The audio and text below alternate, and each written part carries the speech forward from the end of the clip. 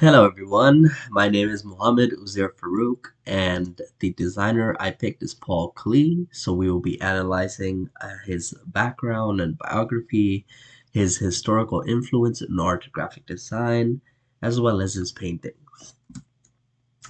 So, quick bio.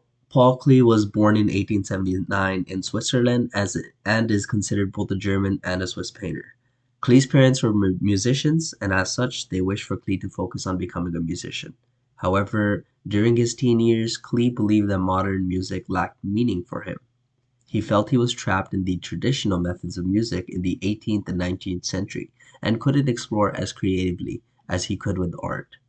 Klee felt that as an artist he had the freedom to explore radical ideas and styles.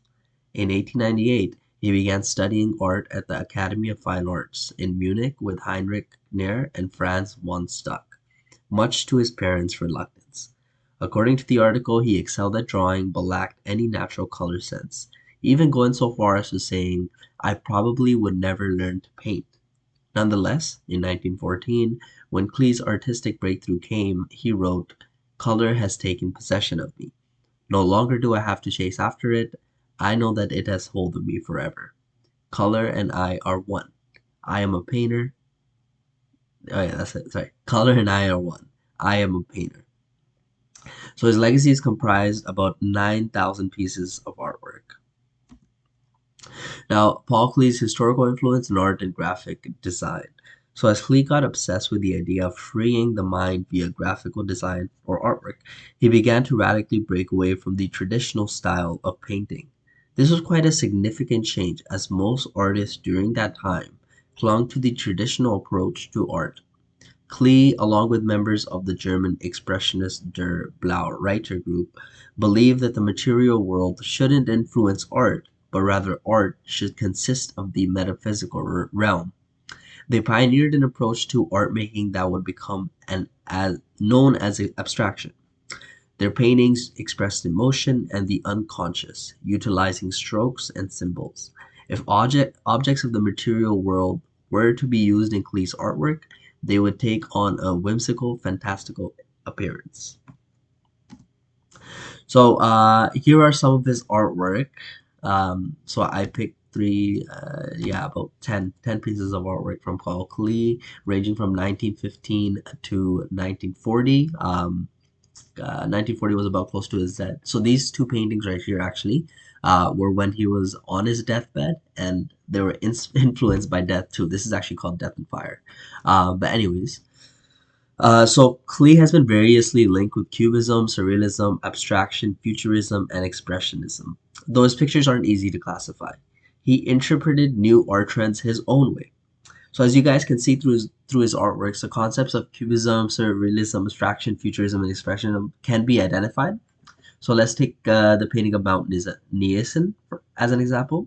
You can see the concept of Cubism being applied to this painting. For those of you that don't know, Cubism is simply putting the art style of using geometrical shapes on a two-dimensional canvas to depict reality in the third dimension. So Paul Klee uses rectangles and triangles along with other geometrical shapes in the painting to create the background, such as the trees and the ground. And even the sky is in the shape of triangles if you kind of line it up.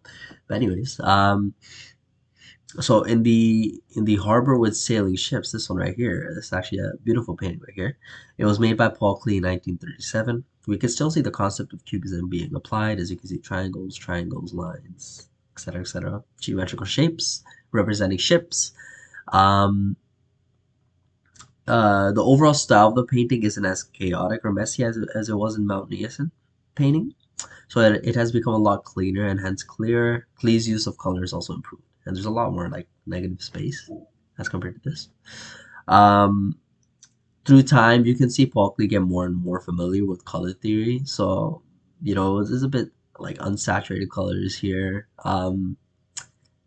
This one's kind of all over the place. This one's kind of complementary colors he's using here.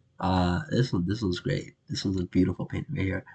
But as you can see, just the color style is just it improves like from 1915 to 1937. You can see the vast difference. improve in color theory. And this is actually one of my favorite paintings right here. The city, I believe it's called Chosen Sight. Yes. So, anyways, you can see Paul Klee get more and more familiar with color theory. Um, Furthermore, you can see quite the transformation of artistic style and feel in Klee's paintings. From the very first famous publication of Mount Eosin painting in 1915 to the Chosen Sight painting right here in 1940. The Chosen Sight painting offers a lot more negative space, right? And overall, the composition of shapes and color give it a very clean and aesthetic look. So that is all. Thank you so much for taking the time to watch my presentation and have yourself a wonderful day. Thank you, Professor.